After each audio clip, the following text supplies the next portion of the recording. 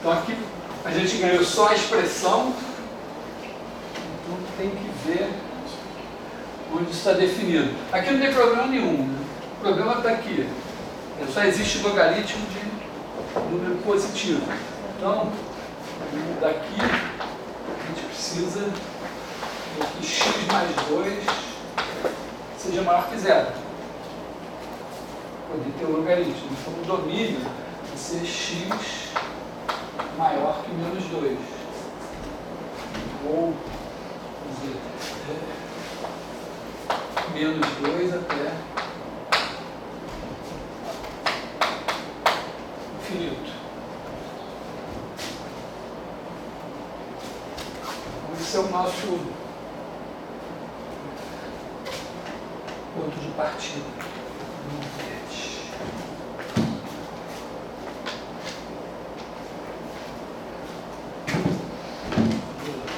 Tirar isso aqui. E aí, bom, a gente tem que olhar o limite disso em menos 2 e infinito.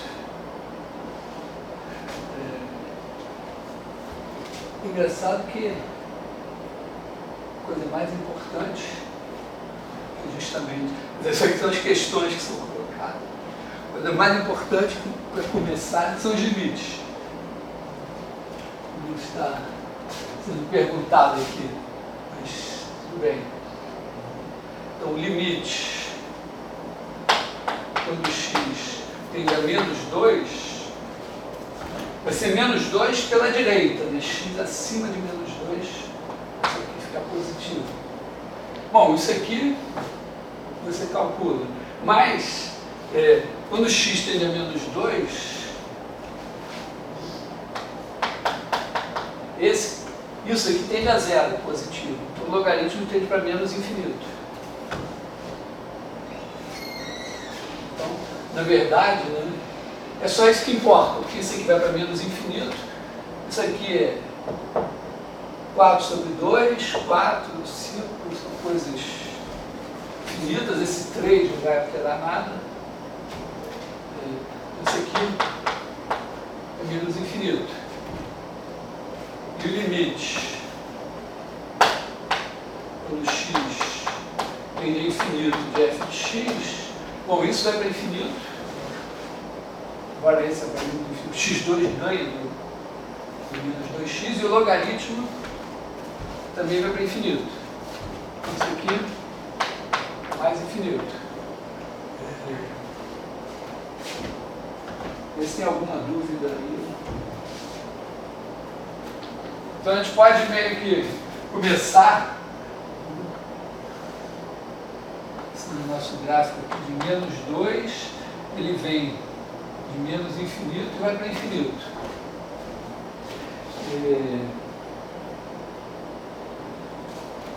Precisa calcular a derivada aqui, né? Para ver o que está acontecendo.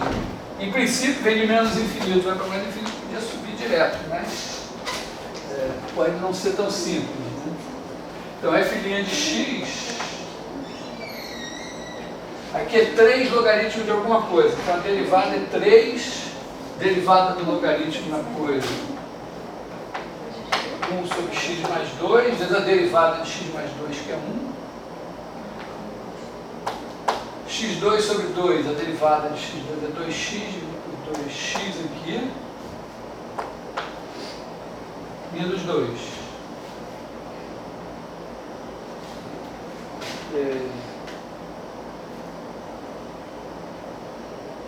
Então, bom, tem uma coisa aqui que não chega a ser surpreendente, né? Quando o x tende a menos 2, quer dizer, a derivada aqui só um probleminha, mas em menos 2, que é onde a gente está saindo. E quando o x tende a menos 2, positivo, né? Então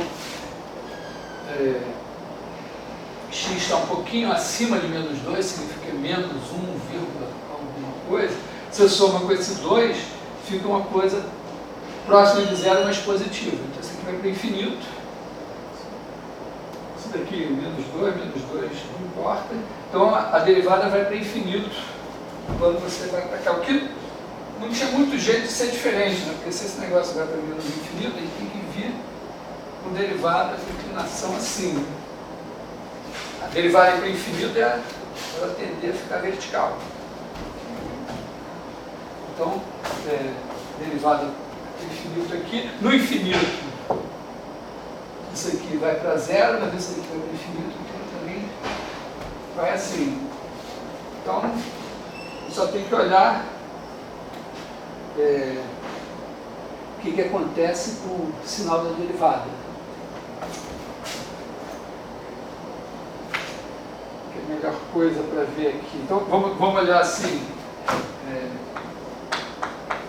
F' de x igual a zero significa que a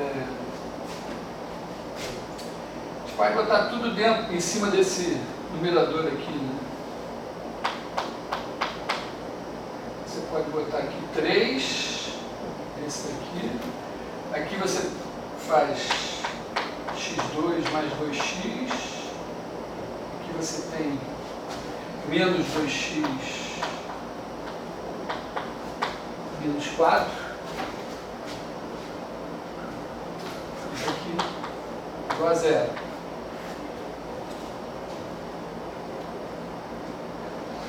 Essa derivada não se anula.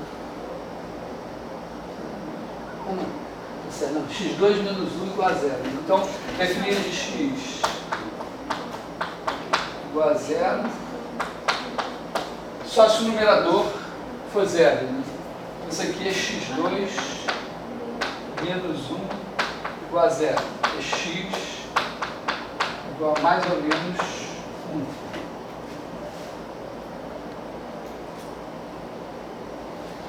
Então aqui ele está em menos 2, aqui tem o 0, menos 1, a derivada dessa anula aqui e aqui. Como eu estou acima de menos 2, x mais 2 é positivo. Esse cara daqui é positivo.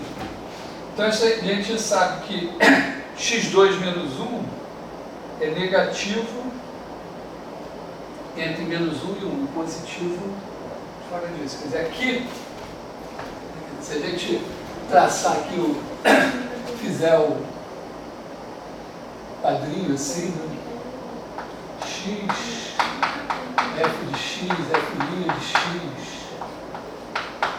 F' de X, a gente pode começar aqui menos 2, aqui menos 1,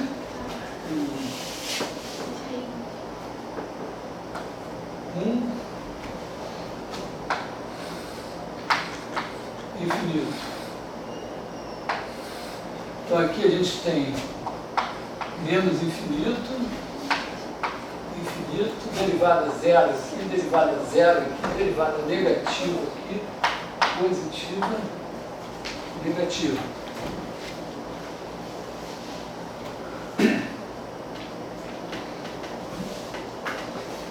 Bom, pela cara, né? Está vindo com derivada positiva aqui, atinge um máximo local, cai até aqui, depois sobe. Então tem que olhar os valores da função. Por que está negativo aí? Aliás, desculpa, positivo.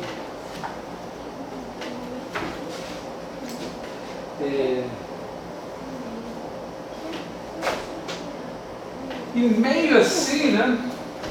Entre dois zeros da derivada, aqui a derivada dessa nula, aqui a derivada dessa nula, vai ter uma mudança de concavidade, né? Porque a função tem que fazer alguma coisa assim.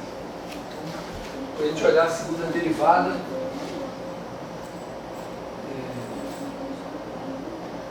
a segunda derivada é melhor calcular aqui, não aqui.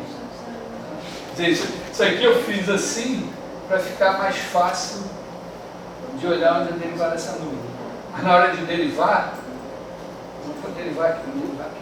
Professor, eu entendi o estudo do sinal. Não entendeu o estudo do sinal? Quando...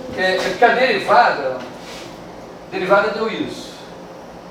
Aí, para analisar e parecer mais fácil, colocar tudo no mesmo denominador, x mais 2. Então, peguei 3 daqui, multipliquei x por x mais 2, deu x2 mais 2x, menos 2 por x mais 2, menos 2x, menos 4. Aí ficou, na verdade, x2 aqui, ficou em cima x2 menos 1, e aqui x mais 2. X mais 2, teria que olhar o sinal de x mais 2, mas na verdade, como eu peguei o logaritmo de x mais 2, o x mais 2 já está suposto positivo. Então, onde eu estou analisando, isso aqui é maior que zero.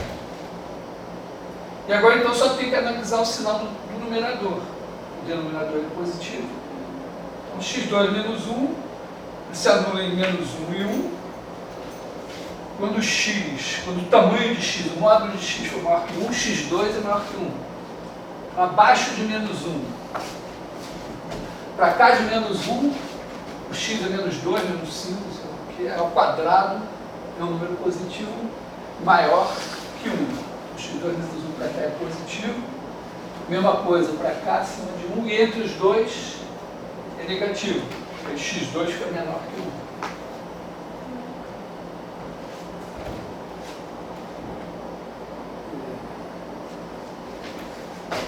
Então a gente pode calcular o valor da função em menos 1. Em menos 1 vai dar 3 logaritmos de 1, que é 0. Aqui você tem meio, mais 2, mais 5, 7,5. Aqui em menos 1 você tem 15 meios. Em mais 1, aí você tem logaritmo de 3, 3 logaritmos de 3, logaritmo de 3 é perto de 1. Porque o número E, que tem logaritmo 1, é 2,72. Então, o logaritmo de 3 é um pouquinho acima de 1. Aqui você vai ter mais meio, menos 2 mais 5, 3,5. Aqui, não sei, seria, vamos ver, aqui tem uma coisa meio delicada de saber se isso vai ser positivo ou negativo, né? Porque isso aqui é 3 e pouco. O logaritmo de 3 é um pouquinho mais que 1 vezes 3, é 3 e pouco. Aí você tem meio aqui, menos 2 mais 5, 3,5. Ah, não, mas é positivo. Desculpa. Então você tem 3 e pouco, 3,5, quer dizer que aqui você está em 6, alguma coisa assim. Quer dizer, ela sobe aqui, desce relativamente pouco, né?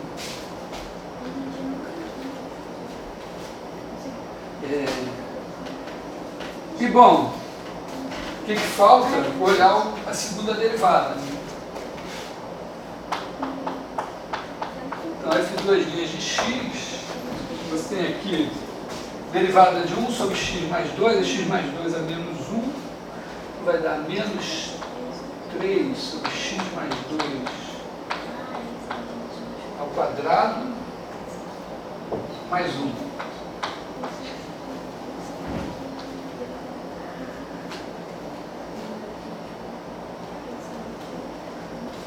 Então, a segunda derivada vai ter o sinal de x mais 2 ao quadrado menos 3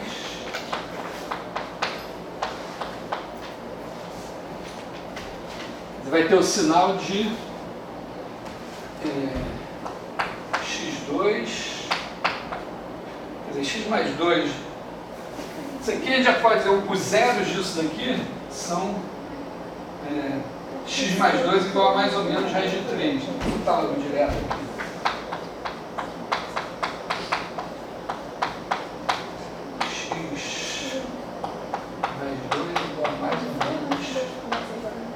Raiz de 3. Aqui é melhor que usar a fórmula para fazer qualquer coisa. Vocês escreve isso aqui igual a zero, passa o 3 para o outro lado, fica x mais 2 ao quadrado igual a 3, x mais 2 igual a mais ou menos raiz de 3. Então, menos 2 menos raiz de 3 está para cá. Repara que é interessante, né, porque a função, nossa função só está definida para x maior que 2, mas a derivada dela está definida também à esquerda de 2. Isso tem muito a ver com o fato que se você botar o logaritmo no módulo, dá a mesma derivada. Então,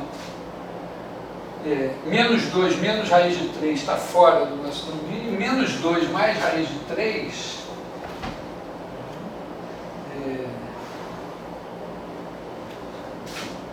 raiz de 3 é da ordem de 1,7. Menos 2 mais raiz de 3 está um pouquinho, mais ou menos por aqui, assim. Então você vem aqui até o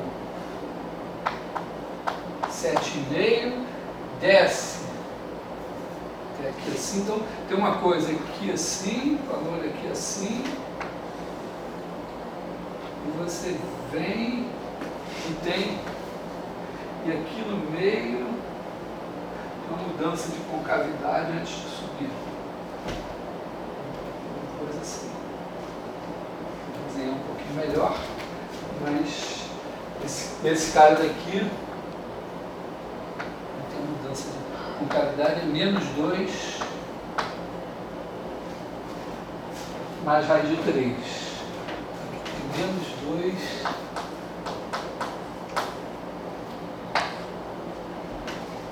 para cá, a segunda derivada é negativa, para cá, positiva. Veio que aqui, eu nem, na verdade, né, eu achei a segunda derivada se anulando aqui.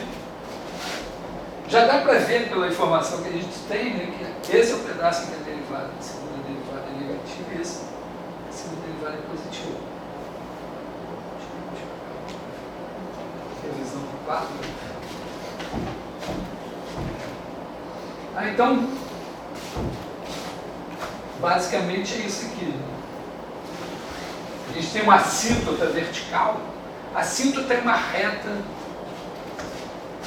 que seria tangente ao gráfico no infinito. Então, ela não encontra o gráfico, mas os dois tendem a se encontrar no final do plano.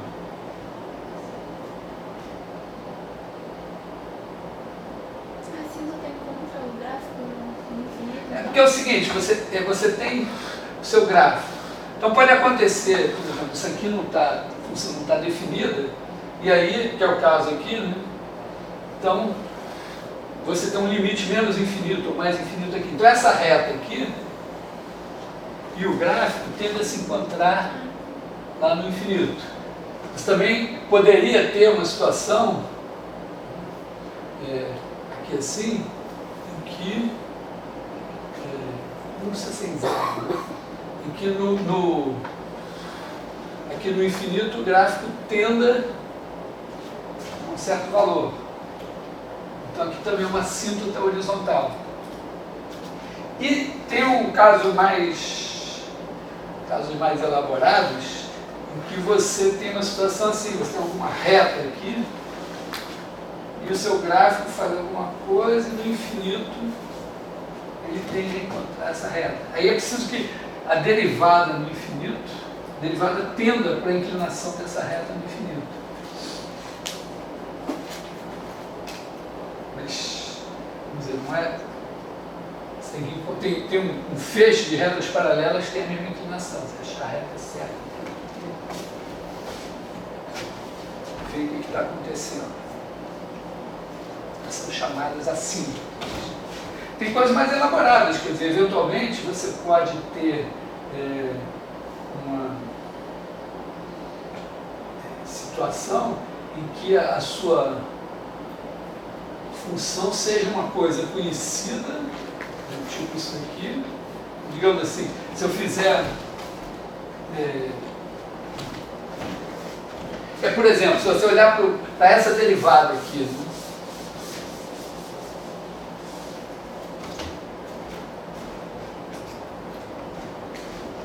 Essa derivada daqui, ó, ela é x menos 2 mais uma coisa que tende a zero. Então, se você pegar a função f de x igual a x menos 2 quando x é zero passa em menos 2. Quando y é zero, x menos 2 é zero quando x for 2. Então essa reta x menos 2 é assim.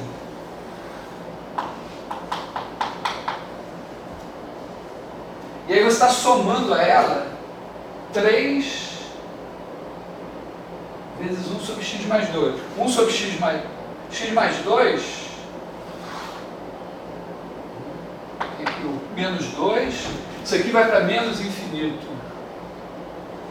Aqui, aliás, para mais infinito aqui, né? O x está chegando por aqui. Então isso vai para mais infinito e vai para zero no infinito. Então, essa derivada aqui, perto do menos 2, isso aqui não é nada, ela vem de infinito.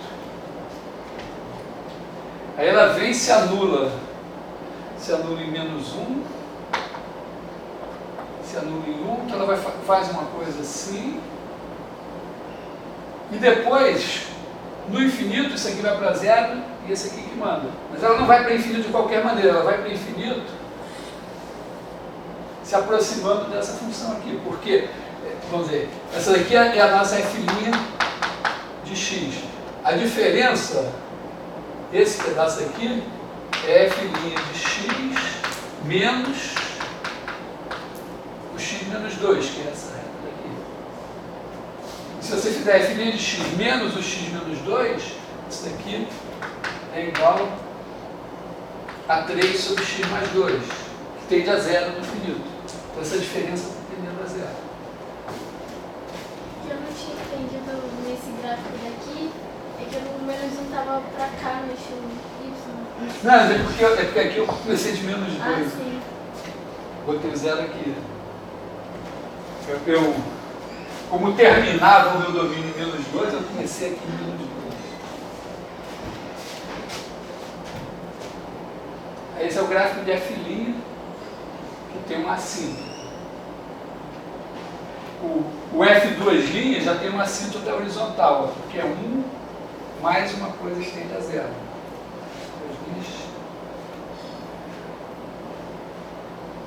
Se eu fizer f2',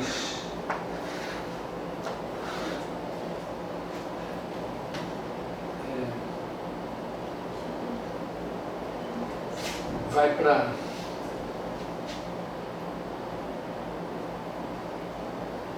e quando x tende a 2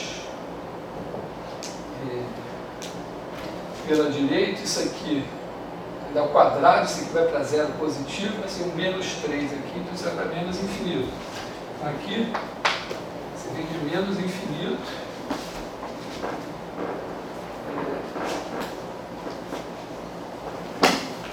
aí você no infinito você está tendendo para 1. Então aqui 1. Então isso aqui vem de menos infinito e o infinito vai tender a 1. Esse aqui é o gráfico de f2' de x, mais ou menos assim. E aqui na verdade é um pouquinho, porque aqui é menos 2 mais raiz de 3, que é onde a segunda derivada se anula. Então ela vem assim, faz isso,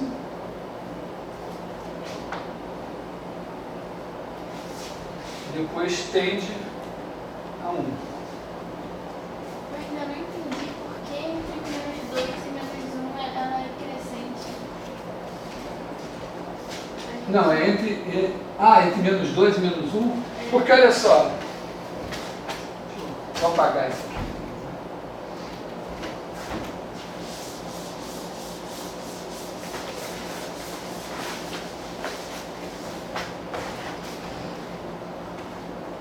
Eu calculei a derivada, deu isso.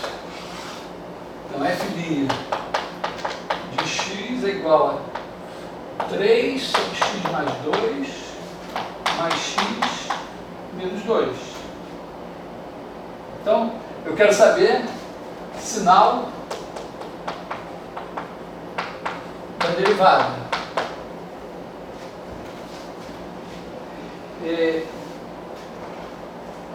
Pelo menos para os zeros é razoável, né? Eu reescrever assim. Vou reescrever f' de x assim. Boto o x mais 2 aqui. Faço 3. Aí eu faço x vezes x mais 2. Mais x2. Mais 2x. E menos 2 vezes x mais 2. Então, menos 2x. Menos 4.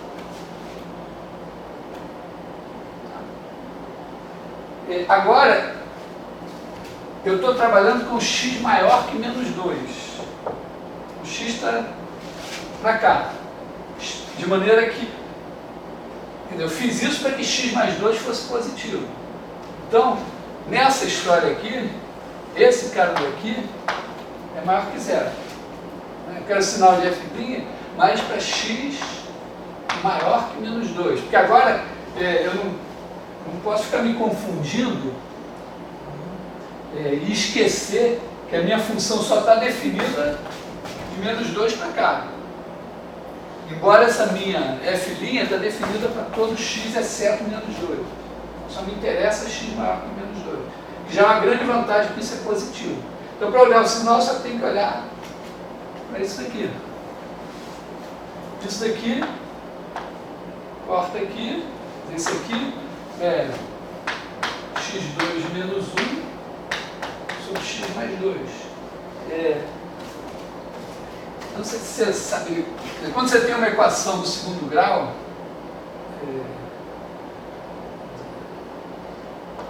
ax2 mais bx mais c igual a zero, isso aqui pode ser reescrito assim, né? A vezes x menos R1 vezes x menos R2 igual a zero. Nem precisa zero. Isso aqui pode ser escrito assim, onde R1 e R2 são as raízes desse negócio. Vou fazer uma... Na verdade, isso vale para polinômios em geral, todas as raízes, mas aqui a gente pode fazer uma demonstração porca disso. Você sabe que aqui R1 é igual a menos B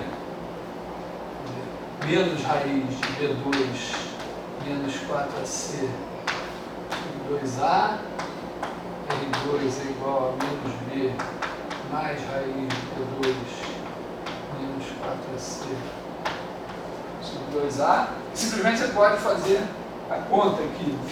Você faz A vezes X menos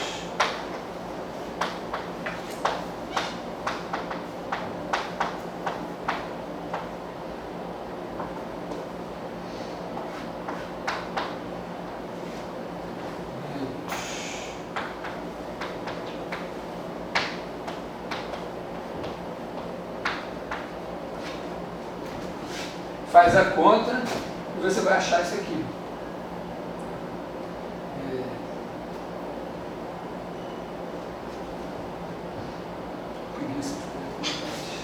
Vai achar.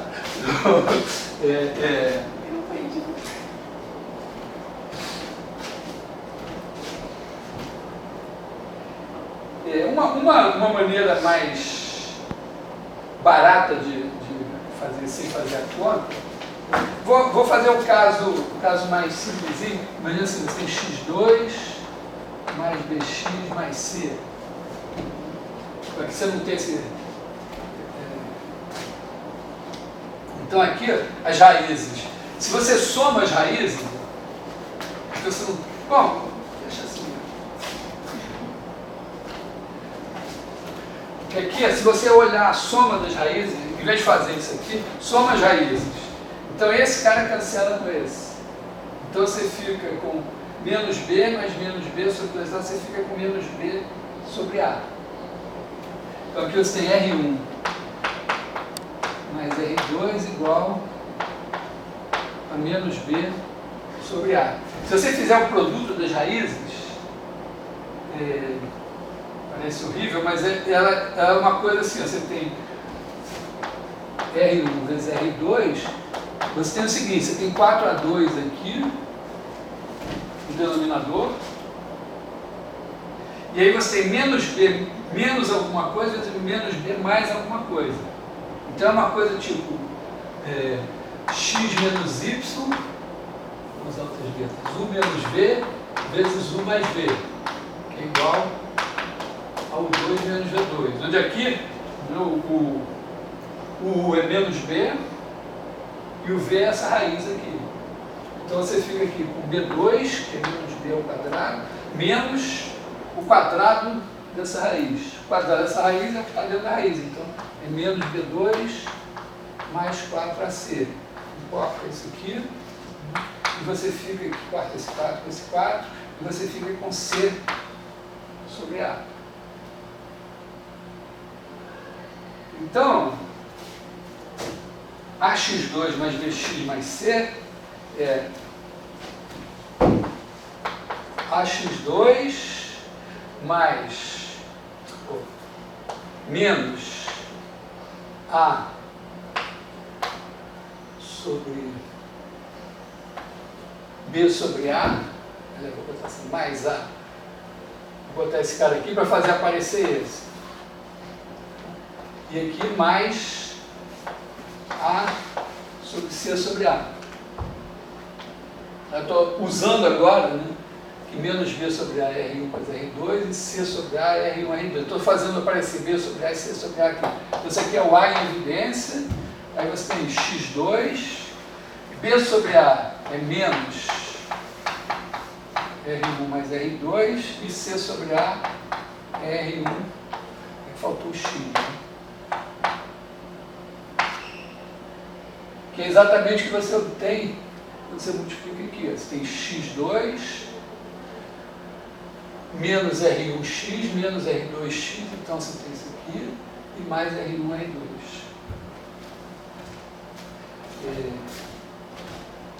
Isso tudo só para dizer o seguinte, né? Quando você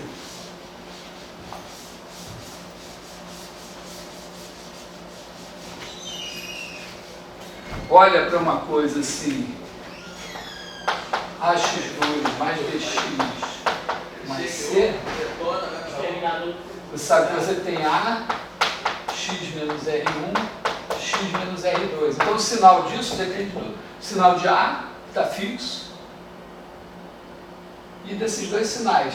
Então se você olha assim, r1 é a raiz da esquerda, r2 é da direita, quando você está para cá, esse negócio daqui, x está abaixo de R1 e está abaixo de R2. Então esse é negativo e esse é negativo. Então o produto aqui é positivo. Quando você está para cá, você está à direita de R1 direita de R2. Então esse produto aqui é positivo. E quando você está no meio, esse é positivo e esse é negativo. Aqui é negativo. Isso é uma análise. Realmente a gente aprende no ensino médio. Você pode também fazer o seguinte, olha para essa função. Aqui. Claro, isso aqui depende ainda do sinal de A. E se o sinal de A for negativo, vai trocar tudo aqui. Se for positivo, mantém. Ou então você olha para essa função aqui, f de x igual a ax2 mais bx mais c. Aí você sabe, se você for traçar o gráfico, no infinito ela vem de infinito. Vamos supor assim, vamos supor com A maior que zero, só para A menor que zero vira ao contrário. No infinito isso vai para o infinito, no menos infinito e no mais infinito. F' de x é igual a 2ax mais b. Então se anula F' de x igual a zero se x for igual a menos b sobre 2A. Então tem esse cara aqui, menos B sobre 2A. A função vai para cá, a derivada é negativa, para cá é positiva. Então ela vai descer e subir. Então, dependendo, vamos dizer, se o valor da função aqui for negativa, ela vai ter duas raízes. E entre as raízes ela vai ser negativa. E fora das raízes vai ser positiva. Ou se o A for negativo, vai ser o contrário. Mais rápido. Eu vejo às vezes como as pessoas no ensino médio sofrem, tá decorando coisas sobre equação do segundo grau, sobre função do segundo grau. O tempo, o desgaste daquilo, podia aprender derivada, fazer isso com derivada, era bem mais rápido e bem mais útil. Porque equação do segundo grau, nenhum advogado ou psicólogo precisa saber. Quer dizer, assim, resolver e tal. Agora, derivada, todo mundo precisa saber. Derivada faz parte do acervo cultural da humanidade. Aqui é a tabela periódica. Sair daqui hoje, eu vou pegar meu filho na escola para ver a exposição da tabela periódica hoje. Sim. Na SEAC. Acho que vai ter multidão. O pessoal usa SEAC para dormir. Entendeu? Essa análise aqui acho que é mais simples, porque você simplesmente olha para essa função e diz, a derivada dela é assim. Então a derivada se anula nesse cara, é negativa para um lado, positiva para o outro. Então essa função, se o A for positivo, ela vai ter uma cara assim. Se o A for negativo, ela vai ter uma cara assim. E aí depende de onde está o eixo do x. Quer dizer, o eixo do x para cá, 0 raiz, o eixo do x assim, 1 raiz, e o eixo do x assim, 2 raízes.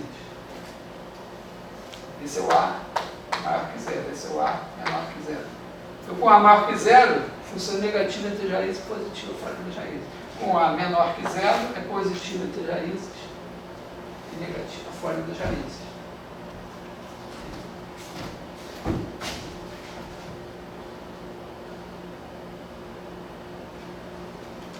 Beleza?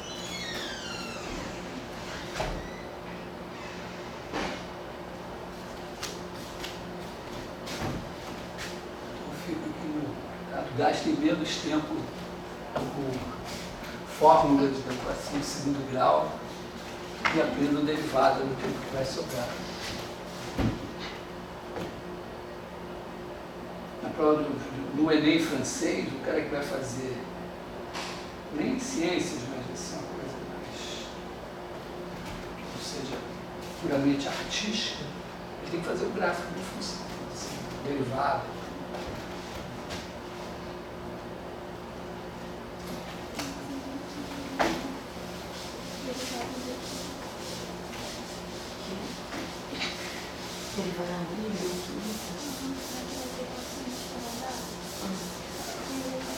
Eu gostei muito de olhar para essa prova ali em francês, né? A parte matemática gráfico, funções, assim, cálculo básico, probabilidade e algoritmo.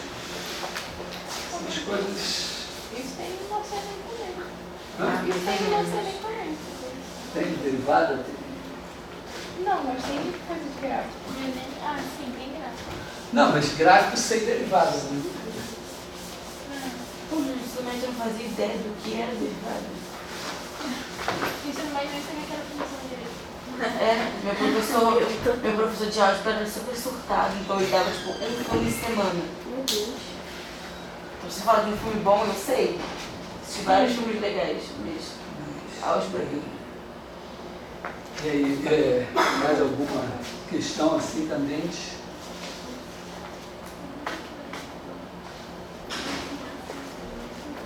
Posso não fazer prova física? Quê? Posso não fazer prova física?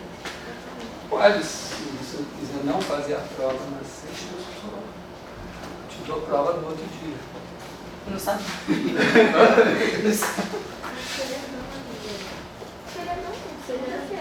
Não tem porque eu provou o curso. Não tem como.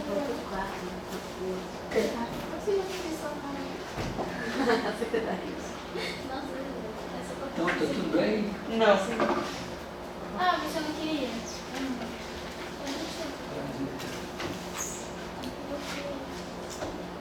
Fiz uma questão por logaritmo. Suficiente. Foi.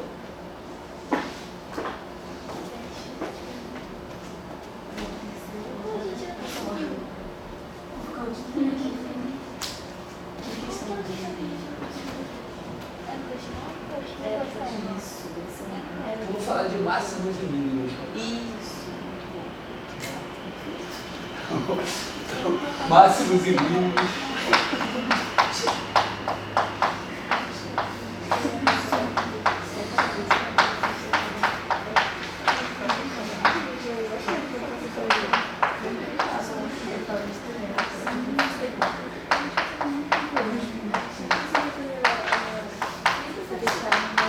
Ah, não.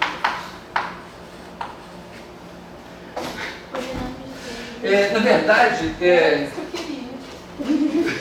vou falar uma coisa assim, que a derivada,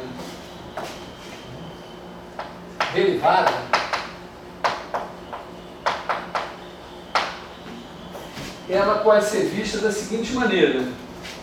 Você tem aqui uma função, aí você tem aqui o ponto x, f de x.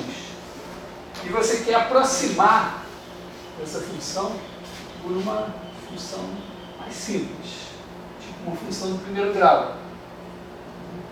Você quer fazer assim, f de x aproximado por alguma coisa.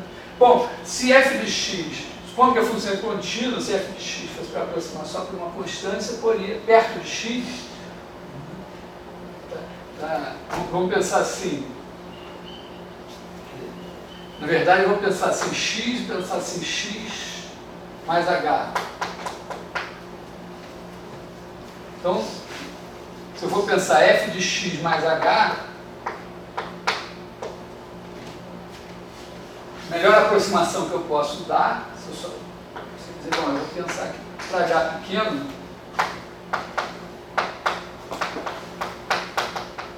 a primeira aproximação seria essa, se a função é contínua. A segunda maneira seria dizer, tá, mas tudo bem, eu vou fazer f de x mais h igual a f de x mais alguma coisa, um BH. Que seria isso, ó, eu estou fazendo f de x, é isso aqui, meu ponto de partida. Agora eu coloco uma coisa, uma reta, assim, que aí, quando eu olhar aqui em x mais h, que eu tenho h, e esse cara aqui seria BH. Então, minha questão, vamos ver, qual é a melhor reta? Como é que eu vou escolher a melhor reta? O que vai acontecer? Qualquer que seja o B, se eu fizer, supondo que a minha f é contínua, né? Se h tender a zero, f de x mais h tende para f de x. E f de x mais bh, não importa qual seja o b, bh vai tender a zero. Então isso aqui também vai tender para f de x. Então, se eu olhar só pelo critério, o que acontece quando h tende a zero? Mas eu posso fazer uma coisa seguinte, o h é pequeno, muito pequeno. Eu vou botar um microscópio. H pequeno, bem pequeno.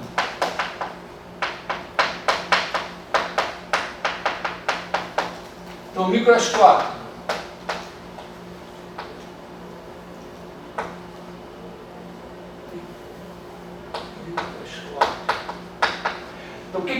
microscópio eu vou multiplicar por uma coisa grande para enxergar melhor.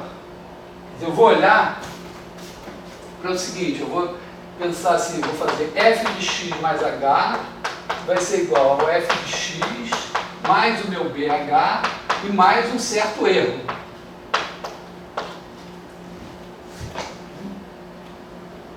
O erro é f de x mais h menos f de x menos BH. O microscópio aqui vai ser o seguinte, multiplicar, já que h é bem pequeno, que eu sei que é bem grande, é 1 sobre h.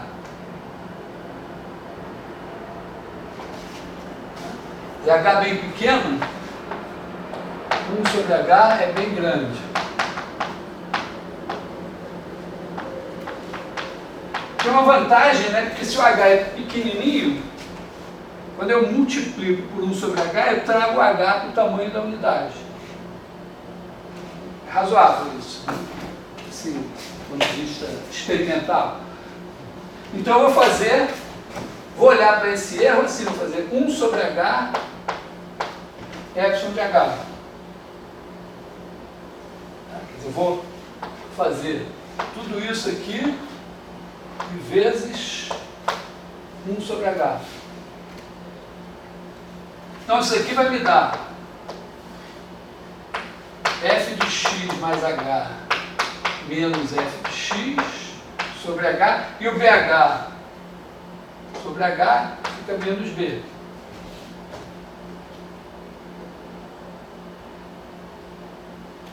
Agora eu sei alguma coisa, eu sei o seguinte, que quando h tende a zero, isso aqui tende para f' de x.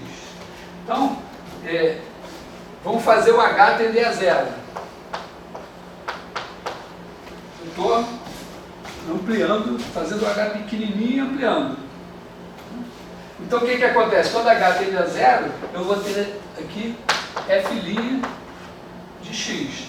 Eu teria aqui o meu limite, quando h tende a zero, de epsilon de h sobre h, seria f' de x menos b.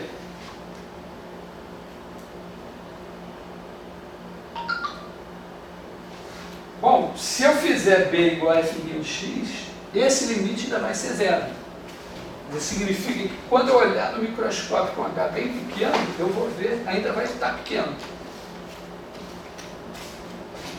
Então, minha escolho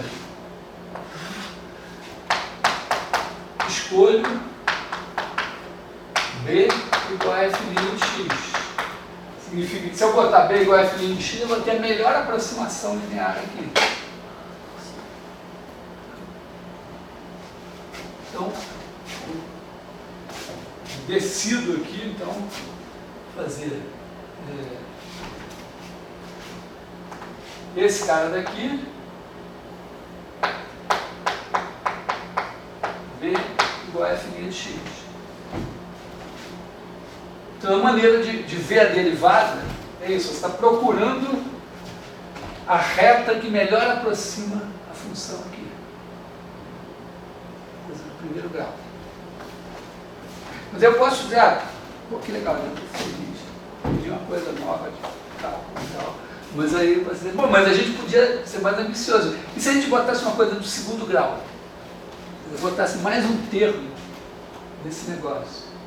Quer dizer, seria o seguinte, eu pegaria isso aqui e diria assim, eu vou fazer f de x mais h, eu vou aproximar pelo meu f de x mais f' de x vezes h, que é a aproximação do primeiro grau, e aí vou botar mais um CH2. E aí vai dar mais um erro, um novo erro aqui, vou chamar também epsilon de h. Entendeu? Eu vou tentar melhorar, botar uma coisa do segundo grau. E aí eu vou ver o que eu vou botar no microscópio e ver o que eu posso Qual é esse C que eu vou escolher aqui?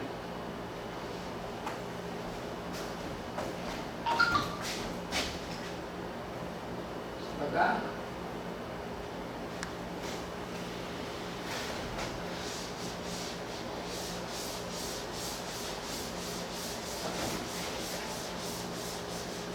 Então, agora o meu epsilon de H vai ser f de x mais H menos f de x menos f' de x vezes H menos CH2.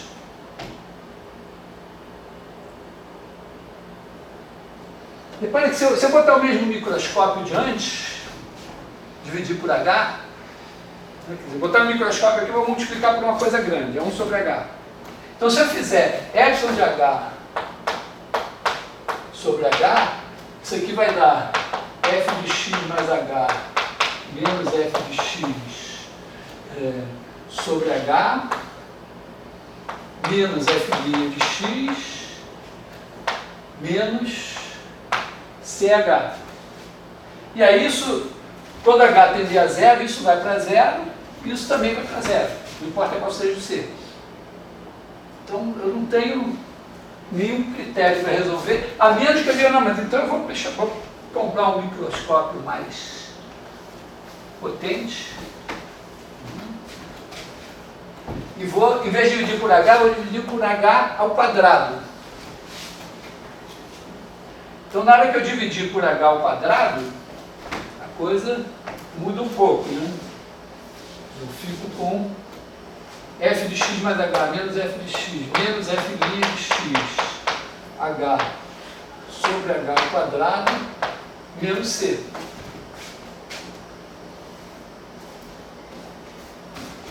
E agora eu quero ver o limite disso quando H tende a zero. Bom, isso aqui vai para zero, isso aqui para zero. Então,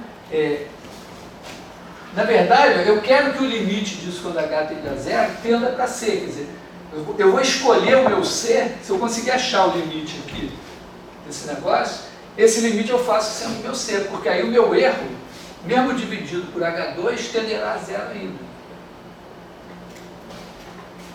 Então, eu olho para isso aqui quando H tende a zero. E aí é um limite de 0 sobre 0.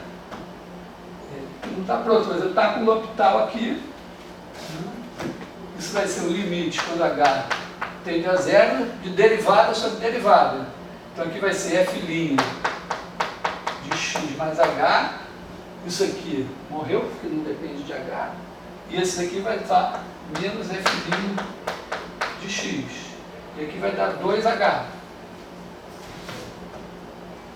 E isso daqui, a menos desse 2, é a segunda derivada em x, é a derivada da f'. Então isso daqui é 1/2 de f2 vezes x.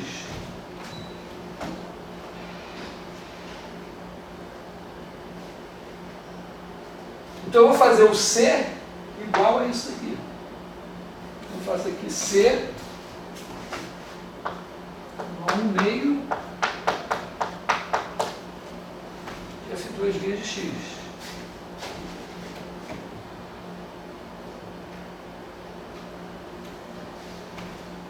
Posso fazer uma...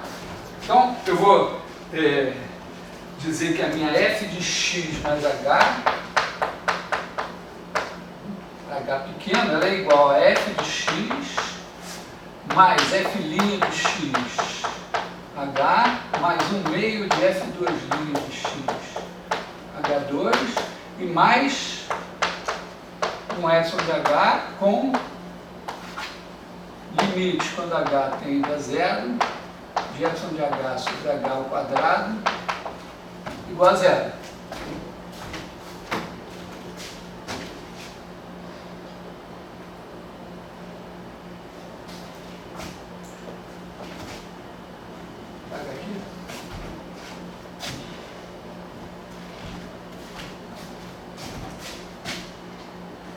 Bom, Tem uma coisa legal aqui, que é o que acontece quando a derivada é zero. São os pontos de máximo e de mínimo.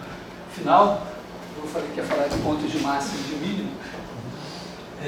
Então, imagina que f' de x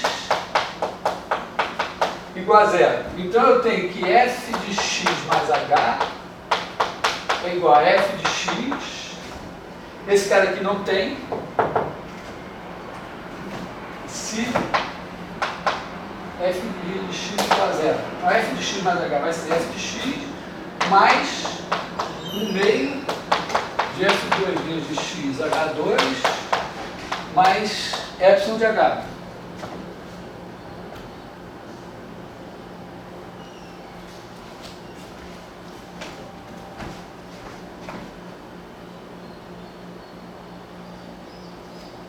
É que você vai perder o melhor da história. Justamente no momento. Tá? Eu vou usar isso para olhar a situação em que a derivada é zero. Então, suponho que f' é zero e eu sei que eu posso aproximar assim. Então, olha só, eu tenho aqui assim, perto do x, vou botar aqui o x, então eu tenho aqui f de x.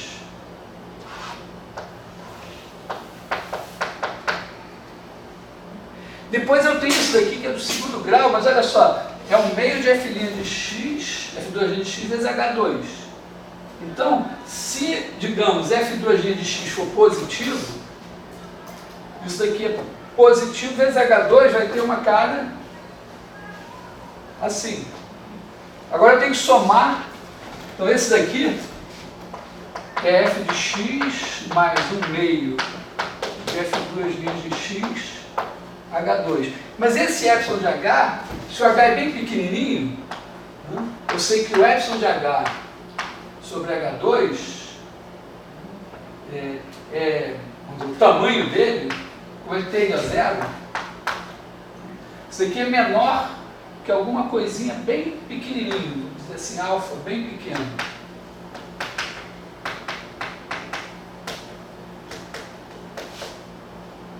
Bem pequeno significa que pelo menos eu posso dizer que vai ser menor do que isso daqui. Quer dizer, eu vou dizer assim que alfa menor que o módulo de 1/2 de f2' de x. Para que isso? Porque aí eu tenho aqui 0, digamos que o f2' de x sobre 2 está aqui. Se o alfa é menorzinho, quando eu somar, quer dizer, isso aqui, esse cara daqui, epsilon de h, vai ser menor que alfa h2. Tá? Porque se epsilon de h sobre h2 é menor que alfa, isso aqui é menor que alfa h2. Agora, eu fico com 1/2 de f2' de x, 1/2 de f2' de x h2, mais alguma coisa que é menor que alfa h2. Então, essa alguma coisa aqui, no máximo, na pior das hipóteses, seria menos alfa h2.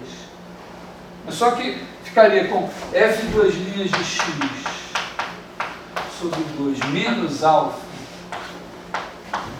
vezes h2, isso aqui é positivo ainda. Então esse epsilon não é suficiente para mudar o fato de que aqui eu estou, o epsilon, esse epsilon aqui vale 0, mas além disso, quando eu somo o epsilon a isso daqui, eu posso cair um pouco, mas eu não consigo ficar negativo aqui perto. Então eu estou num ponto de mínimo. Se o f2', aqui é o f2' de x maior que 0. Se fosse negativo, era a mesma coisa, só que de cabeça para baixo. Então, se a primeira derivada se anula e a segunda derivada não se anula, o sinal da segunda derivada vai determinar se o ponto é de máximo ou de mínimo local.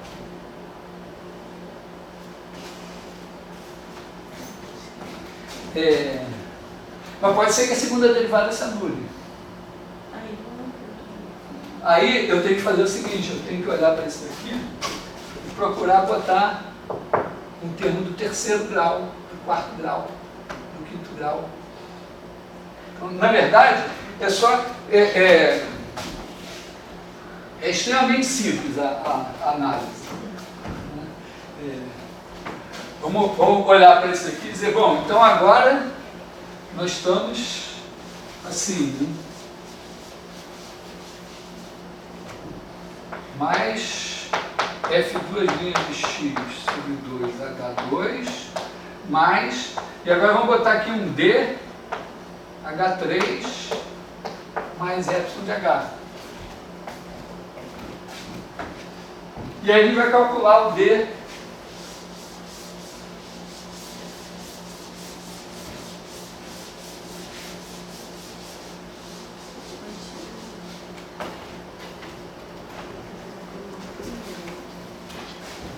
calcula o D do mesmo jeito. A gente olha assim, epsilon de H é igual a F de x mais H menos F de x menos F' de x H menos 1 meio de F2' de x H2.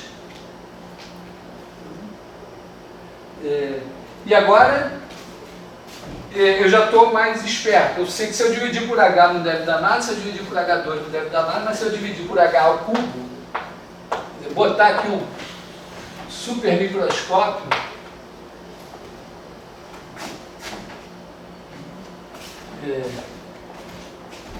ah, bom, faltou o C, o DH3, né? Menos D, o DH3 e dividiu por H3 sobrou D. Então eu quero que o meu D seja o limite disso aqui. É simples assim. Eu vou fazer D igual ao limite, quando H tende a zero, desse negócio aqui.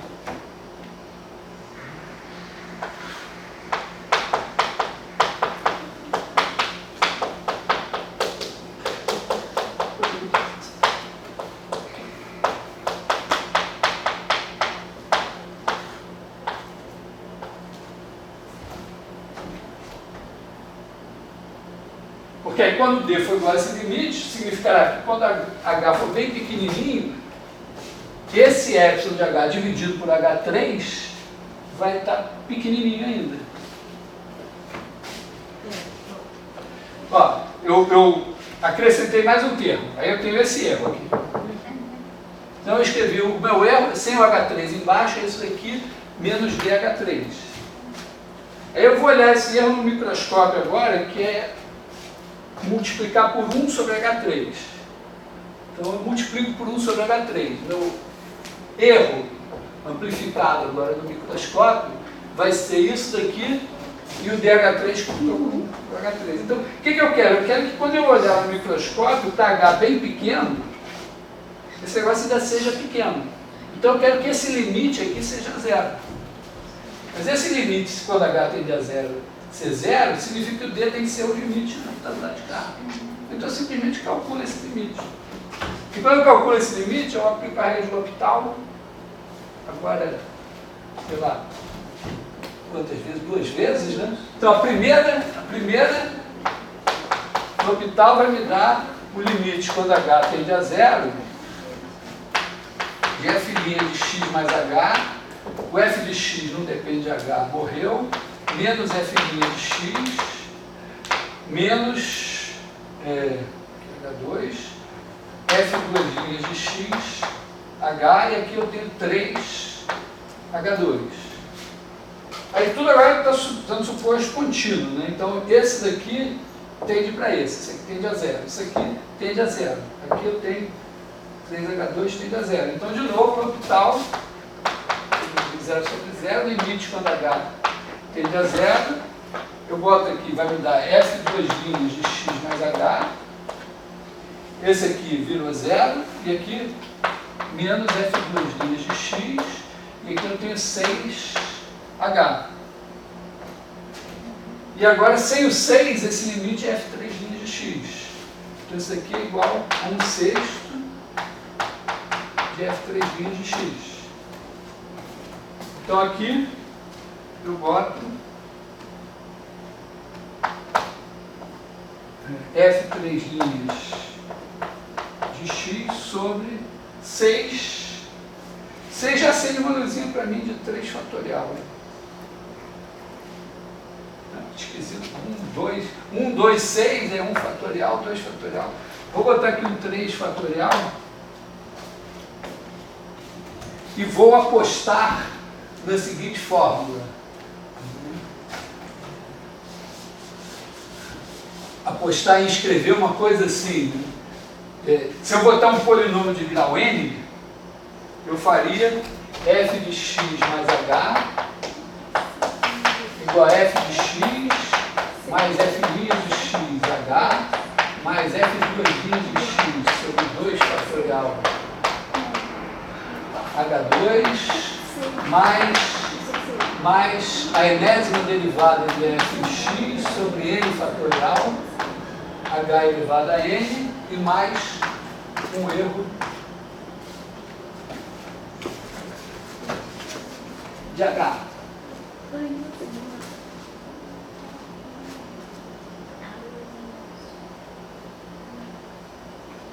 E eu chutaria que, quer dizer, esse cara daqui já foi escolhido de maneira que se eu dividir por h elevado a n, esse epsilon aqui dividido por h elevado a n vai tender a zero. Eu estou apostando assim, né?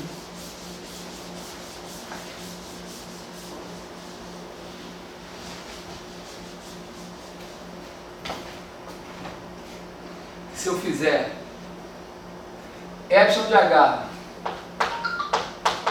que vai ser, vou botar aqui, epsilon de h sobre h elevado a n, vai me dar f de x mais h, menos f de x, menos f' de x sobre 2h2, menos f' de x, h, menos f' de x sobre 2h2, menos, etc., menos,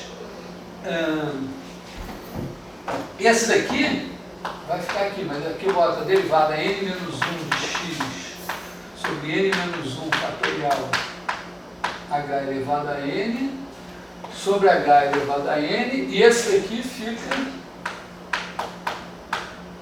f' de x sobre n fatorial. E eu só tenho que mostrar que esse limite daqui é isso. E para isso eu só tenho que aplicar a regra do L'Hopital n menos 1 vezes. Porque aí eu vou derivando.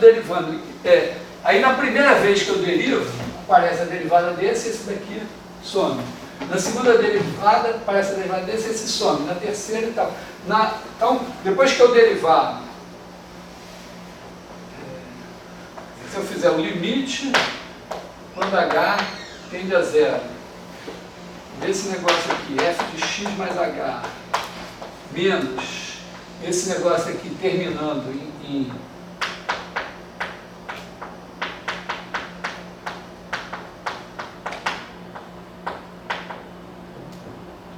espacinho aqui botar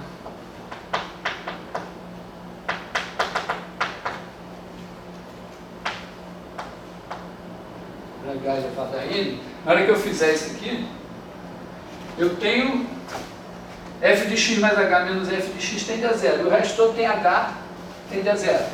Aí eu derivo. Quando eu derivo, vai caindo. Então,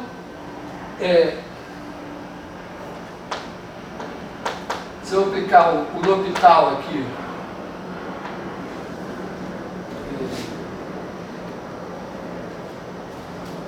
se eu derivar isso daqui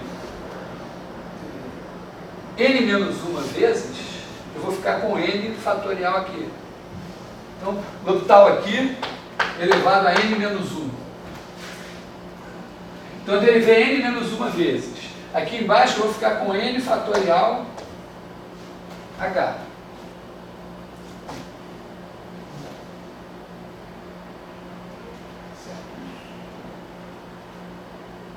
Não, aliás, eu acho que eu tenho que derivar em menos 2 vezes. Né? Não, certo, N menos uma vez. N fatorial H. E aqui, quando eu derivo N menos uma vezes, eu vou ficar com a derivada N menos 1ésima de x mais H. Primeira, segunda, para N menos 1ésima. Aí, esses caras aqui todos vão morrendo. Porque todos têm agora potência, tem potência GH. O único que não morre é esse daqui, porque eu derivei N menos uma vez, ele virou N menos 1 fatorial. Quando ele virou N menos 1 fatorial, ele cancelou com esse N menos 1 fatorial aqui e ficou F N menos 1 de x. E aí isso daqui, ó, o limite de H tende a zero. Sem isso daqui, isso aqui é a derivada enésima de f em x. Com isso daqui, esse limite é 1 sobre n fatorial, a enésima derivada em x, que é exatamente esse cara daqui. Então, moral da história, se eu fizer essa aproximação aqui, colocando sempre esses caras assim, quando eu venho aqui, esse erro que eu cometo é tão pequeno, h pequeno, que se eu dividir por h elevado a n, eu ainda não enxergo ele.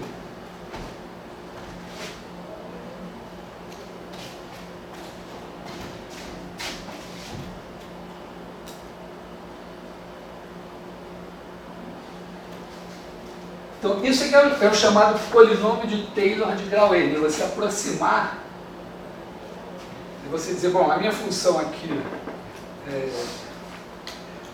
é o polinômio de Taylor, talvez porque o Taylor talvez tenha obtido essas fórmulas, mas a ideia é do Newton. É você dizer, bom, eu tenho a função f de x e f de x mais h deve ser uma soma de potências de h. O Newton pensou assim como um número, você escreve como uma soma de potências de 10. Voltei informação. O Newton pensava assim, ó, se eu tenho um número, por exemplo, π, né, π é igual a 3 mais 1 vezes 1/10 mais 4 vezes 1/10 ao quadrado, mais 1 vezes 1/10 ao cubo, mais 5 vezes 1/10 a quarta, mais etc. A gente escreve um número aproximando com potências de 1/10. Então ele diz, para funções, expressões algébricas, eu pego f de x mais h e escrevo um f de x, que é a minha primeira aproximação, é a parte inteira aqui assim, depois potências de h. Newton pensou assim, e ele saiu calculando coisas assim. Na verdade, ele via até o infinito. Tu parava pra pensar um negócio desse? Não, eu parava para pensar isso hoje é mole. Agora, parar para pensar isso em 1670. Eu não gosto mais de Newton, estou muito arrependida da foto que eu tirei na estátua dele. Ele é um cara meio esquisito também. Né? Estou arrependida. Bom, mas então seguindo essa ideia, a gente diz, bom, vamos procurar esses caras aqui. E a gente foi fazendo as contas sempre com a pista, era que esse erro daqui tinha que ter uma ordem de grandeza cada vez maior no sentido mais negativo. Quer dizer, esse cara daqui, quando eu paro em H3, isso aqui dividido por H3 tem que tender a zero. Quando eu paro em H elevado a N, esse cara dividido por H elevado a N tem que tender a zero. Aí você faz a conta e vê que é isso mesmo. Essa fórmula aqui. Você poderia calcular ainda quarta potência, a quinta, a sexta, até, você dizer, aqui é um fatorial aqui. E isso dá um critério para você de máximo e mínimo com derivadas, quando as derivadas se anulam até uma certa ordem. É menos importante do que, uma das coisas mais importantes é você observar que em alguns casos, surpreendentemente, quando você leva isso até o infinito, você fica com uma soma infinita, e essa soma infinita vale para H mesmo que não seja pequeno.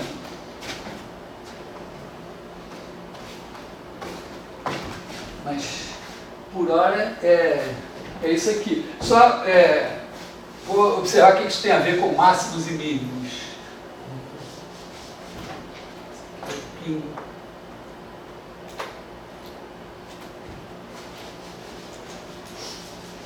Então imagina que a primeira derivada se anulou. Aí você foi para a segunda derivada. Na segunda derivada se anulou. Terceira, quarta, quinta, até que tem uma enésima derivada que não se anulou. Então você fica, né, imagina assim, que f' de x, f duas linhas de x, etc. Até a n-1 ésimo derivada de x, todas são zero. Então você fica com f de x mais h é igual a f de x mais a enésima derivada em x sobre n fatorial h elevado a n mais o seu erro. A ideia é a mesma que eu falei antes, quer dizer, o epsilon de h sobre h elevado a n é pequenininho.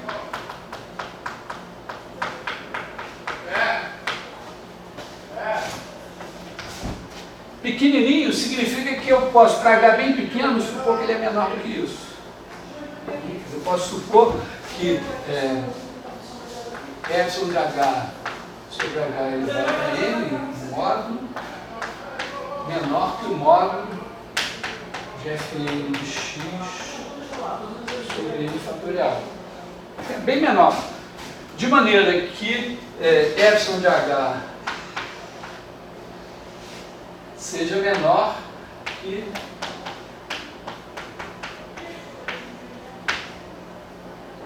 n fatorial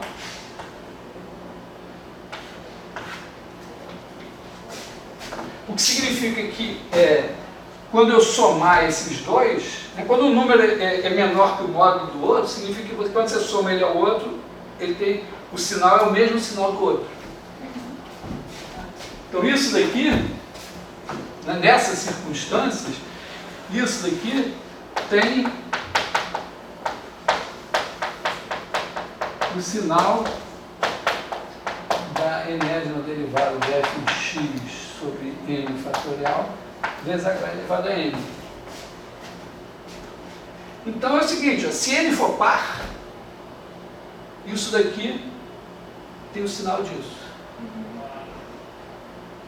Então se isso é positivo, quer dizer, então n par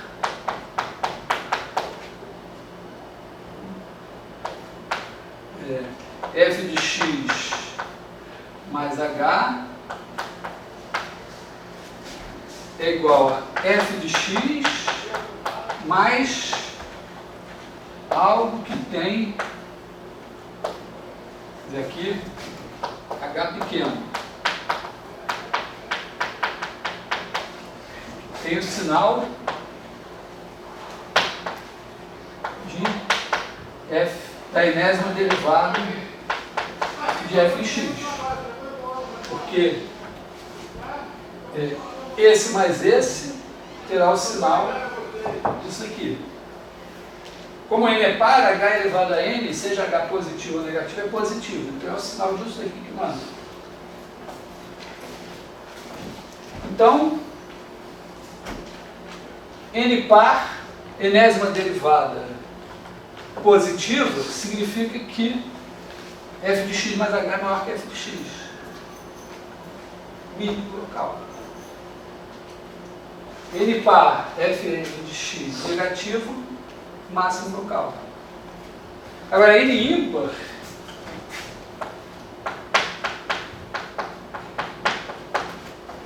o que vai acontecer com N ímpar? Você vai estar assim, ó, aqui está o f de x,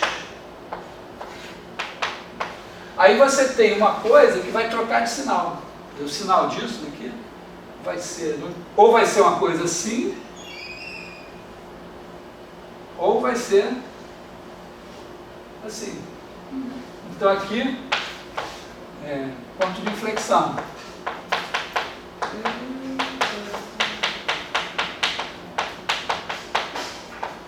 Quer dizer, ou está menor à esquerda e maior à direita, ou está maior à direita e menor à esquerda.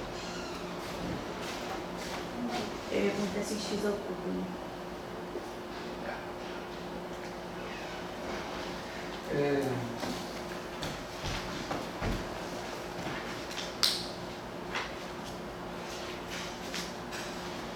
Não me lembro de ter usado isso alguma vez, a não ser para ensinar para os outros. Mas isso aqui, sim, isso aqui levado ao limite, eu vou fazer isso com integral, permite a você descobrir que o seno de x tem aquela fórmula que eu falei, o cosseno, a exponencial, até o logaritmo de 1 mais x para x entre menos 1 e 1, também tem uma fórmula assim. Aí você descobre umas fórmulas meio esquisitas. Você descobre que 1 menos meio mais 1/3 menos 1/4 mais 1/5 menos etc. é o logaritmo de 2. Mas aparece, sai disso aqui. Então, assim, vamos dizer, o mistério assim, dos máximos locais. É isso, você procura. Mas é importante assim, a ideia de que você pode, perto do. Não tanto para saber máximos e mínimos, mas às vezes para examinar às vezes você está resolvendo um problema, você quer ver o comportamento da função perto do ponto. Então, mesmo que as derivadas não se anulem, você poder aproximar por um polinômio de grau 2, de grau 3 e tal, para ter uma visão simplificada, pode ser importante. Que amplia um pouco a ideia, que a derivada está aqui para dar uma aproximação da função perto do ponto. E essa aproximação pode ser melhorada usando uma coisa assim, é legal até você fazer no computador, pegar assim, você tem a sua função, aí você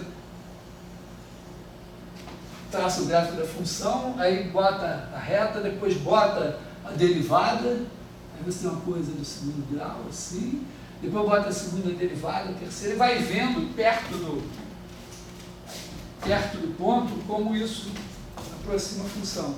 Geralmente as funções que a gente tem catalogadas, se você olhar no intervalo assim, você começa a ver a aproximação realmente cada vez melhor. Porque isso aqui não dá uma garantia muito boa, porque você tem que ter um H bem pequenininho. Situações que mesmo a olho nu você consegue observar que a aproximação é boa. Os pontos de máximo e mínimo locais é um ponto onde a derivada vai dar zero. Mas, na verdade, a derivada não precisa dar zero. O que é um ponto de mínimo local? Quer dizer assim, você tem aqui x, tem f de x, aqui, né, f de x aqui assim, e aí tem algum intervalo aqui, tal que a função nesse intervalo aqui está acima dessa reta. Pode até fazer um bico aqui. É um ponto de mínimo local aqui. Máximo local, ao contrário, quer dizer, a função aqui está para baixo. Então, mas quando eu li no livro, estava aí você via se era um ponto de máximo ou mínimo, foi o sinal da segunda derivada. Sim, mas se a segunda derivada for zero, ele falava que não era nem máximo nem mínimo. não. Não deve estar falando isso. Se a segunda derivada for zero, tem que olhar se a terceira derivada não for zero, aí não é máximo nem mínimo, porque justamente você tem a aproximação pela terceira derivada, né? É esse que eu acabei de fazer, esse aqui. Mas se a terceira derivada também for zero, aí você tem que olhar para a quarta derivada. E aí, se a quarta derivada for diferente de zero, você vai ter máximo ou mínimo com o mesmo critério da segunda. Isso eu não sabia. Entendeu? Quer dizer, você tem que olhar para a primeira derivada que não se anula. Se ela for de ordem ímpar, você vai ter um desenho assim. Se ela for de ordem par, você vai ter um desenho assim. Assim ou assim. Então esse aqui, ó, não tem jeito.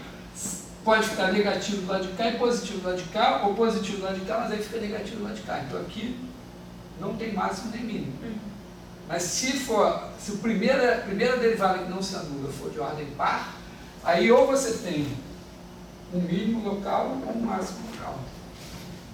Mas nesse caso aqui, se eu estiver definindo um intervalo para a função até o ponto de inflexão, um pouco antes até o ponto de inflexão, esse ponto vai ser o máximo desse intervalo. Mas aí, mas se a sua função está definida para cá também, quando você pega o ponto, você diz que ele é um máximo, um mínimo local, você olha o intervalo em torno dele. A menos que você esteja numa situação em que realmente você só está interessada. Mas aí, quando você está só interessado num intervalo que termina aqui, você olha o valor da função, você não precisa nem que a derivada se anule. Você vai ter uma situação assim e ele vai ser de máximo. Você só não pode ter a derivada negativa nele aqui. Se a derivada dele for negativa, ele é um ponto de mínimo. Se for positiva, ele é de máximo.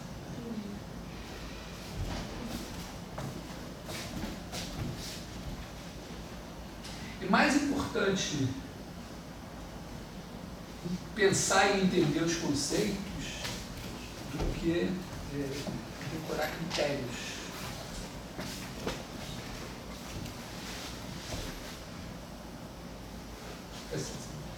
Se você entender a ideia, se você quiser o critério, você procura lá na internet, acha e entende o que aquilo significa.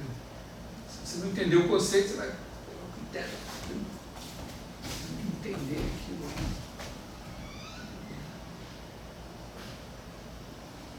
Acho que é super importante, é possível, né? A gente vive consultando coisas na internet. Você precisa procura e tal, até achar alguma coisa. Então, o importante não é você ser uma enciclopédia ambulante, perdeu o significado. Você também, se a pessoa que calcula, também perdeu o significado. Vamos dizer, ter um pouquinho de memória, um pouquinho de capacidade de cálculo é útil, assim, mas não é isso que vai fazer você ser uma memória prodigiosa. Pode ser assim, né? Porque você, a memória prodigiosa pode te dar direto onde que você vai procurar. Mas, de qualquer maneira, hoje você tem que pensar nesses termos. O que você realmente precisa saber para usar de maneira eficaz os recursos que você tem.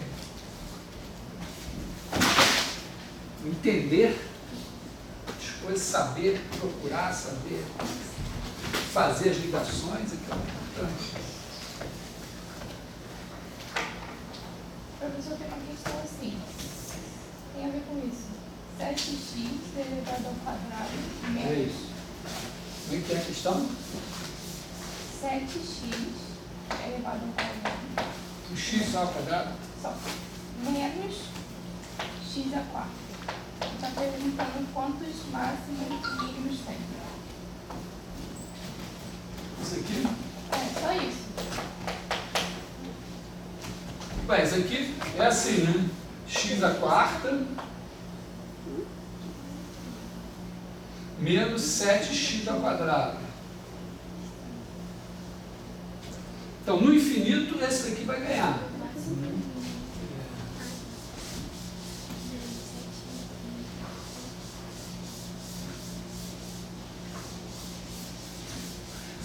Não é difícil, né, você derivar, vai dar uma coisa do terceiro grau, mas tem um x que você aqui vai dar 14x menos 4x3, você pode botar o x de evidência e analisar. Mas talvez dê para fazer sem nem isso, né? Em menos infinito, ganha esse, que é negativo. Então esse negócio vem em menos infinito. E mais infinito também vai assim. Em zero vale zero. Agora, se fosse sem o 7 aqui, esse daqui ganhava entre menos 1 e 1, entre menos 1 e 1, o x2 é maior que o x4. O 7 ainda é maior ainda, quer dizer, ele vai ter um pedaço aqui que esse negócio é positivo e vai fazer assim, simetria. Então quer saber o que? Quantos mínimos ou máximos? É um mínimo local e 2 máximos locais. Mas esses máximos podem ter o mesmo valor, sabe? Eles têm porque aqui tem simetria, né? Quer dizer, f de menos x é igual a f de x. Então eu botaria que só tem um máximo? Não, depende, você está perguntando o ponto de máximo ou o valor da função. Mas acho que quando fala máximo local, você está perguntando, não sei. Aí eu. Quer dizer, se tivesse alguma perturbaçãozinha, um xzinho aqui e tal, para mexer um pouco, esses caras. Mas aqui, certamente, né, essa altura aqui e essa aqui são a mesma. Professor, ele tem um mínimo infinito? Não tem, vamos dizer, não tem mínimo, né? Então, na verdade, esse mínimo aqui é local. Esse máximo aqui é absoluto.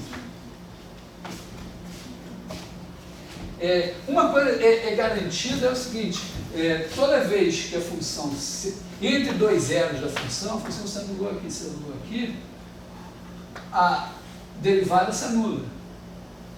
Ela tem que subir para descer ou descer para subir. Se ela fosse ao contrário, x à quarta menos x menos 7 x quadrado, o gráfico dela seria?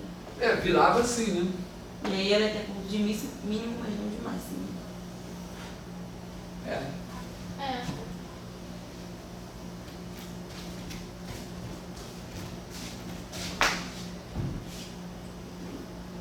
Fica menos simétrico.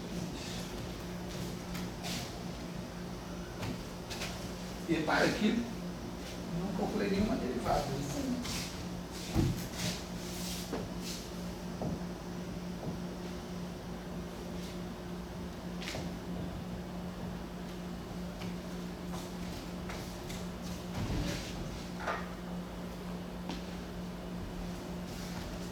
Estou tentando passar a mensagem aqui. Vocês estão aqui pensar,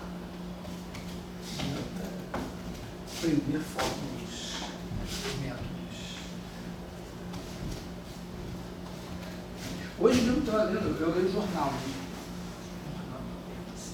O cara da presidente da Confederação Nacional da Indústria falando da questão das mudanças que estão acontecendo e da questão da qualificação das pessoas, de mão de obra, das pessoas para o que está acontecendo no mundo da produção. Muitas coisas, então as pessoas têm que ser capazes de continuar aprendendo sempre,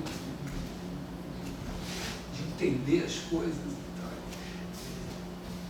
Cada vez mais assim, a ideia de você aprender, a ideia antiga, né, que você aprendia um ofício e aí você ia passar 40 anos exercendo aquele ofício da mesma maneira que se exercia nos 40 anos anteriores. Não é assim.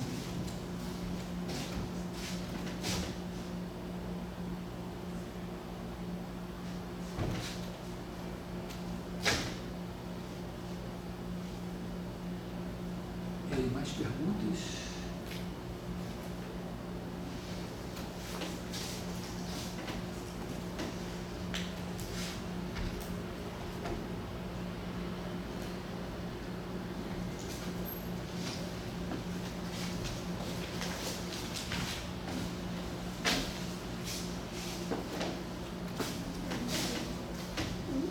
Professor, quando o senhor esboçou o gráfico, você começou fazendo o limite pelo x no domínio que você encontrou. Quando o x tem o domínio todo nos reais? Agora em menos infinito e mais infinito. Foi o que eu fiz agora. Professor, eu ainda não entendi aquele problema da lata de leite condensado quando você perguntou que tinha uma... Você ia fazer um círculo numa placa quadrada. Eu não entendi. Ué, o plano da lata, vou fazer uma lata assim. Então eu vou precisar de uma superfície lateral e de 2 círculos. Só que eu posso acreditar que numa situação mais realista, eu vou cortar esses 2 círculos assim. Quer dizer, é razoável que eu consiga que o meu fornecedor, tem uns detalhes ainda, mas digamos assim, eu receba placas assim, se não quadradas, pelo menos grandes rolos de metal. Então o que eu vou gastar não é, porque aqui, vamos dizer, aqui eu tenho raio R e altura H. Então, então o meu volume vai ser πr2H, o volume. Na primeira versão, eu digo, o que eu vou gastar de material é proporcional à área, que seria 2πrH, que eu tenho 2πr, mais 2 vezes πr2, que são essas duas aqui. Mas agora, eu vou substituir esse 2πr2 por, aqui eu tenho 2R, 2R. Então eu tenho 4R2 vezes 2. Então aqui eu vou substituir por 8R2. Então muda o meu problema nesse sentido. Então aqui, esse aqui, vamos dizer, é constante. E aí o meu custo vai ser 2πrH mais 8R2 vezes o meu preço. Por que você trocou por 2π por 8? Estou dizendo que ninguém vai me fornecer esse... Fornece, né? De repente vai sair mais caro do que... Para o cara me fornecer esse negócio de acortado, talvez seja melhor eu comprar a placa e cortar de cada quadrado. Então eu vou gastar, em vez de πr2, eu vou gastar 4r2. Que é o alto da placa. Depois eu ainda posso, eu posso ainda acrescentar a possibilidade de eu pegar esses restos aqui e vender como sucata por uma fração do preço. Então aqui, vamos dizer, eu posso dizer, eu vou deduzir do meu custo. Aqui eu tenho 8R2 menos 2πr2. Então aqui eu posso botar 8R2 menos 2πr2 e aqui por um certo alfa vezes P com alfa menor que 1, provavelmente bem menor que 1. E aí esse passou a ser o meu custo. E aqui eu tenho duas variáveis, R e H, mas eu posso usar isso aqui para substituir e botar H, C. Então, H é igual a, vou chamar de V, né? Então, H é igual a V sobre PR2. Aí eu pego esse cara e jogo aqui. E fica uma função só de H, só de R. Aí você ainda vai ter a variável não. Não, porque o P é um custo que é fixo, que ele já está multiplicando tudo, eu posso jogar fora esse P. Mas e o V? Ele vai ser um... O V é um volume que é a minha decisão industrial. Eu quero fazer um negócio de volume V. Importante. Fixei que eu quero fazer de volume V. Mas o princípio é um constante, eu posso botar um constante aqui. O P eu posso tirar dessa história, não importa, porque aqui, né, a ideia é que eu tenho o que me produz esse volume com o menor gasto de material. Depois, quanto vai custar o material, tem que ver. Se eu puder dizer que eu vou vender a sucata por uma fração alfa fixa desse preço, porque se o cara cobrar 10, eu vendo isso por meio, se não cobrar 20, eu vendo por 1, então eu posso botar esse alfa e o P também não importa aqui. Se não tivesse essa parte, aí com certeza, claro que esse alfa, né, eu posso dizer assim, não, na verdade isso aqui vai ser um Q de P. Vai ser dado por uma fórmula mágica. Quanto que eu vou conseguir vender a sucata em função do preço do material. Talvez não seja uma fração, talvez dependa de flutuações. Na verdade, o problema pode ser bem mais complexo, porque você tem, sei lá, esse negócio aqui você tem que estocar, tem que transportar para você vai vender. Você pode estudar isso? Tem vários. Aqui também tem um certo detalhe, né, porque você vai talvez comprar esse rolo aqui e no final das contas, não sei se você vai comprar 2 rolos, um para esse, outro para esse, provavelmente, né? Mas mesmo assim, pode ser que no final tenha uma sobra que tem um custo, que talvez seja insignificante, mas às vezes, né, vamos dizer, o objetivo é sempre cortar os custos ao máximo, dependendo das situações, você tem um volume de negócio enorme, então você cortar 0,5% é o seu lucro. Ou também você se manter vivo no mercado ou perder para o concorrente. Desliga o freezer à noite. Tu viu isso? E aí agora é derivar e pronto. Fazer as contas.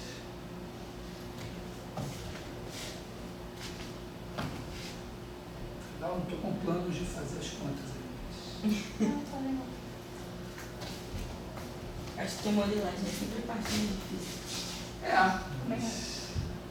Mas geralmente a modelagem vem da sua intimidade com o seu problema.